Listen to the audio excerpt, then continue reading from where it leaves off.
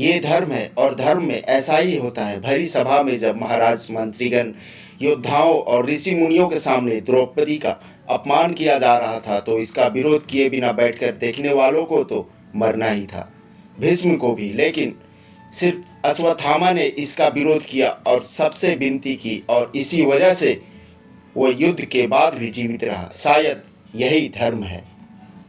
और कल्कि अवतार के कलयुग में भी उनका यही हाल होने वाला है, जो अपनी आंखें बंद किए बैठे हैं इस देश में हो रहे अन्याय और भ्रष्टाचार के खिलाफ। आज इस कलयुग में तो शालिग्राम के नाम को भी गंदा कर दिया गया है। सात्विक विचार और मनसा का अकाल पड़ गया है। गोस्वामी तुलसीदास कहते हैं, कलयुग केवल नाम अधारा, सुमरी सुमरी भव उतरही पारा। भगवान जानते थे कि आने वाले समय में लोगों के पास समय का अभाव हो जाएगा, इसलिए कलयुग के मनुष्यों को तप साधना से मुक्त कर दिया और कहा, तुम सिर्फ मेरा नाम ले लो, तुम्हारे सारे पाप कष्ट दूर हो जाएंगे। पर इसे भी कलयुग के मनुष्यों ने थोड़ा और शॉर्ट कर दिया। मतलब सिर्फ जीवन में जब कष्ट आए तभी भगवान का नाम लो और सुख की घड़ी में अपनी जिंदगी में भोग विलास में खो जाते हैं। जहाँ धर्म का वास होता है वहीं भगवान बसते हैं। कल्कि पुराण के अनुसार कल्कि अवतार का जन्म स्थान कोई संभल ग्राम है, पर यह संभल ग्राम है कहाँ? भारत के ऐसे दो स्टेट्स हैं जहां दावे होते हैं कि यही संभल ग्राम है। पहला यूपी और दूसरा उड़ीसा। ऐसा इसलिए कि वहां एक स्टेट में प्रभु जगन्नाथ का मंदिर है और दूसरा जहां अनगिनत मंदिर है जहां से राम का वास्ता है। मेन रीज़न यही है और दूसरा कोई तथ्य नहीं है। अब उड़ीसा की बात करते हैं, क्या वहाँ संभल ग्राम है? भविष्य मालिका और अन्य धर्म ग्रंथों के अनुसार पुरी का जगन्नाथ मंदिर समुद्र में समाहित हो जाएगा। आखिर ऐसा क्यों होगा? कोई तो कारण होगा, पाप या धर्म का नाश। तो क्या भगवान का जन्म वैसे जगहों पर होगा? संभावनाएं कितनी है इसमें?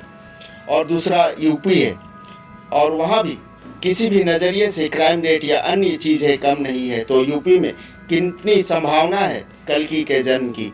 कोई भी धर्म ग्रंथ में इस बात की पुष्टि नहीं है। कल्कि अवतार का जन्म स्थान आज भी रहस्य है। कोई भी साधु संत महात्मा उस स्थान को नहीं जान सकता है, क्योंकि उनके ऊपर कलयुग का प्रभाव है। वह स्थान अदृश्य भी नहीं है।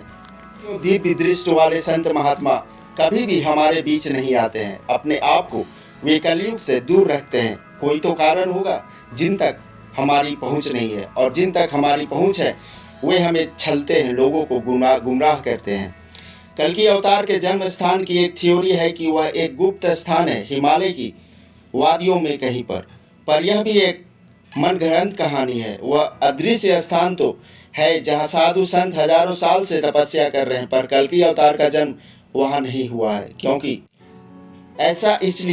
कल्कि अवतार का जन्म इस बार अवतार की तरह नहीं बल्कि आम मनुष्य की तरह हुआ है।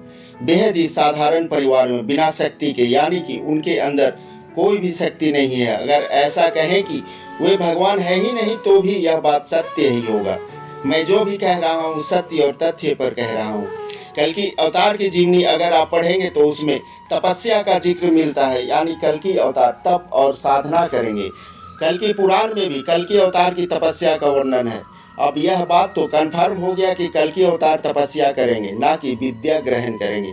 तपस्या यानी तप और साधना, विद्या यानी किसी विषय को जानना। महाभारत काल में योद्धा महारथी ऋषि मुनि से भांति भांति की विद्या हासिल करते थे, जैसे धनुर्विद्या इत्यादि।